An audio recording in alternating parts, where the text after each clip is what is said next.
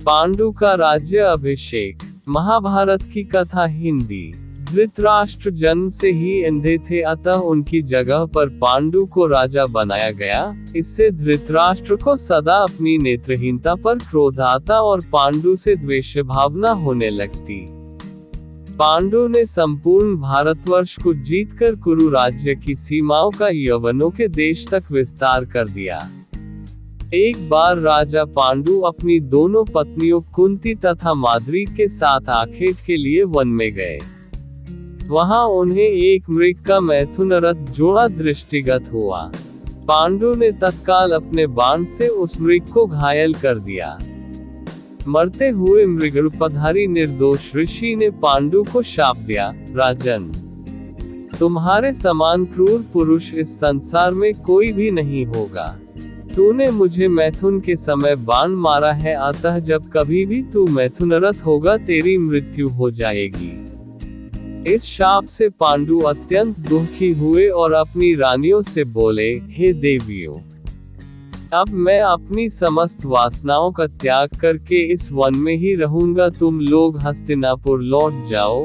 उनके वचनों को सुनकर दोनों रानियों ने दुखी होकर कहा, नाथ, हम आपके बिना एक क्षण भी जीवित नहीं रह सकती।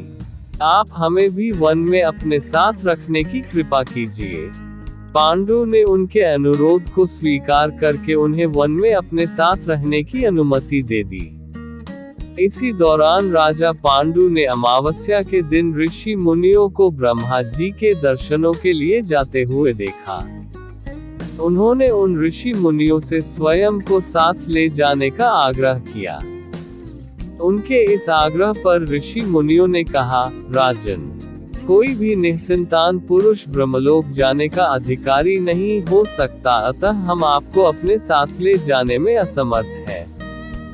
ऋषि मुनियों की बात सुनकर पांडु अपनी पत्नी से बोले, हे कुंती, मेरा जन्म लेना ही वृथा हो रहा है, क्योंकि संतानहीन व्यक्ति पितृ ऋण, ऋषि ऋण, देव ऋण तथा मनुष्य ऋण से मुक्ति नहीं पा सकता। क्या तुम पुत्र प्राप्ति के लिए मेरी सहायता कर सकती हो?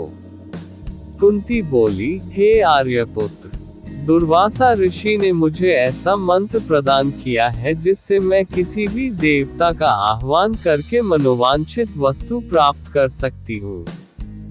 आप आज्ञा करें, मैं किस देवता को बुलाऊं? इस पर पांडु ने धर्म को आमंत्रित करने का आदेश दिया।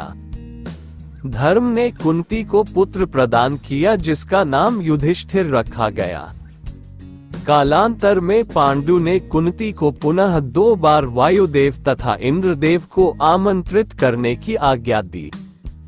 वायुदेव से भीम तथा इंद्र से अर्जुन की उत्पत्ति हुई। तत्पश्चात पांडु की आज्ञा से कुंती ने माद्री को उस मंत्र की दीक्षा दी। माद्री ने अश्विनी कुमारों को आमंत्रित किया और नकुल तथा सहदेव का जन्म हुआ। एक दिन राजा पांडु माद्री के साथ वन में सरिता के तट पर भ्रमण कर रहे थे। वातावरण अत्यंत रमणीक था और शीतल मंद सुगंधित वायु चल रही थी। सहसा वायु के झोंके से माद्री का वस्त्र उड़ गया। इससे पांडु का मन चंचल हो उठा और वे मैथुन में प्रवृत्त हुए ही थे कि शापवश उनकी मृत्यु हो गई। माद्री उनके साथ सती हो गई, किंतु पुत्रों के पालन पोषण के लिए कुंती हस्तिनापुर लौट आई। वहां रहने वाले ऋषि मुनि पांडवों को राजमहल छोड़कर आ गए। ऋषि मुनि तथा कुंती के कहने पर सभी ने पांडवों को पांडु का पुत्र मान लिया और उनका स्वागत किया।